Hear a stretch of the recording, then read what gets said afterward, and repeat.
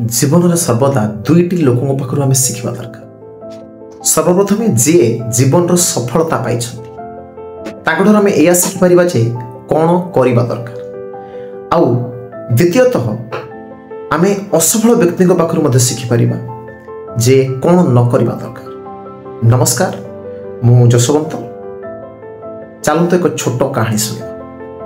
दिने जड़े शिष्य गुरुजी को पचारे, गुरुजी आपणकर तो कहीं ना कहीं गुरु थे, आपण आपण गुरु को विषय कहूँ। गुरुजी कहले, देख मो जीवन में मोर बहुत गुरु आज तुमको मो तीनोटी गुरु को विषय कह। जिते मु नुआ नुआ साधना कली, नुआ नुआ साधु हेली।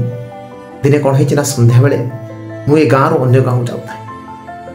अंधार ही आसला, गोटे छोट पिला हाथ में मोहम्बती धरी मंदिर आड़ जाऊला। भाविली पिलाटी को डाकिबी एवं पिलाटी को मो ज्ञानर प्रदर्शन करेबी। पिलाटी को डाकिली, पचारली, पुओ तुम्हें तो घर आसिल मोहम्बती लिभि जाइथिबो, पुणी तुम्हें ताकू जाली थिबो।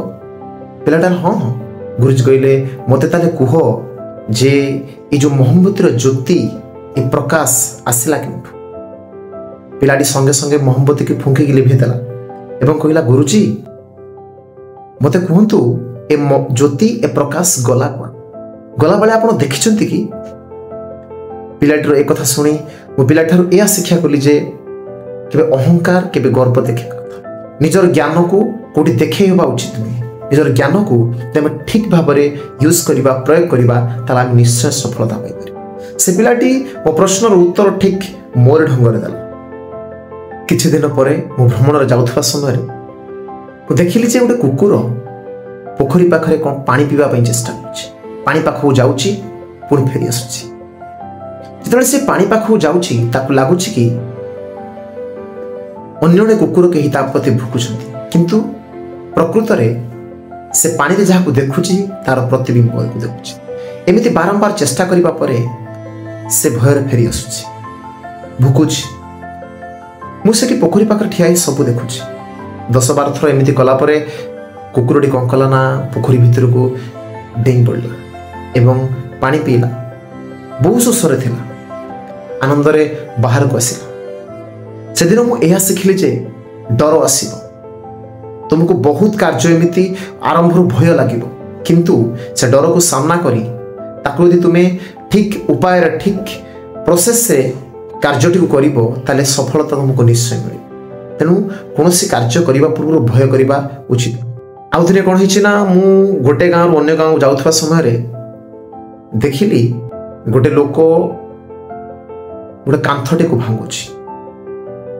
भाविली मिस्त्री काम करुवे, जाऊँ पचारि से गाँव में विश्राम नेबी कौटी मंदिर कौटी अच्छी कौन पचार।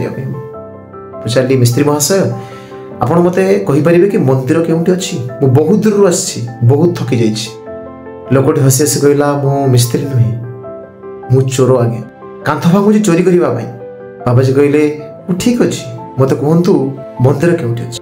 से चोर कहले कि मंदिर द्वार तो बंद हो सारी, जदि आप रहा चाहते ताले मो सहित आसतु, मो घरे रहिबे। हाँ, आपन को आगुरी कहीदे मु चोर बोली। बाबा जिते चोर घर गले रहिले ता भीतर तांको देह खराब हो। बाबा तो कहले कि मु 3-4 दिन आहरी रही एवं रहिले मध्य। बाबाजी देखुले जे चोर प्रतिदिन चोरी करने को जीवा पूर्व हाथ जोड़ी भगवान को प्रार्थना कर जे चोरी रे आज किछि बाधा विघ्न न आस। एवं 2-3 दिन एमती गला परे किछि चोरी करि पारला नै, किंतु फेरिला बेले से बहुत खुशी मन रे फेरुथला। काहेकि तार आशा थिला जे आज राति रे मु निश्चय चोरी करिबी। प्रतिदिन एमती भाबुताए, खुशी रे आसुताए, दुख कोनोसी करू न थाए। ता भितरे गोटे राति रे बहुत जिनिस चोरी करिया। एथर मु एया सिखिली जे निरंतर चेष्टा, निरंतर परिश्रम कले सफलता निश्चय मिलिबो। आपण केबे समय देखि परिश्रम करदुनी। परिश्रम कला बेले जेमिति जने श्रमिक जमी रे परिश्रम करे, कठिन परिश्रम करे, सेमिति हमकु परिश्रम करिया पड़ियो। एवं तापरे मु से चोरटी बुझेली जे आपण जीविका अर्जन पई जो उपाय रे आपण धन अर्जन करूछंती ये ठीक मार्ग नहीं। तापर ताकू बुझेला परे मु से गाँ छाड़ी चली आसिली। एहीपरी ए 3टी गुरु को पाखरु मु बहुत किछि शिखिली। जीवन रे बहुत किछि बाधा विघ्न आसे, जीवन आमको प्रति मुहूर्त किसी ना कि शिखेब बास आमको धैर्य धरिकी कठिन परिश्रम करिवार अछि आउ समय को अपेक्षा करिवार अछि समय दिन दिन आमको सफलता निश्चय दब जदि आम निरंतर चेष्टा आ परिश्रम कर। Thank you.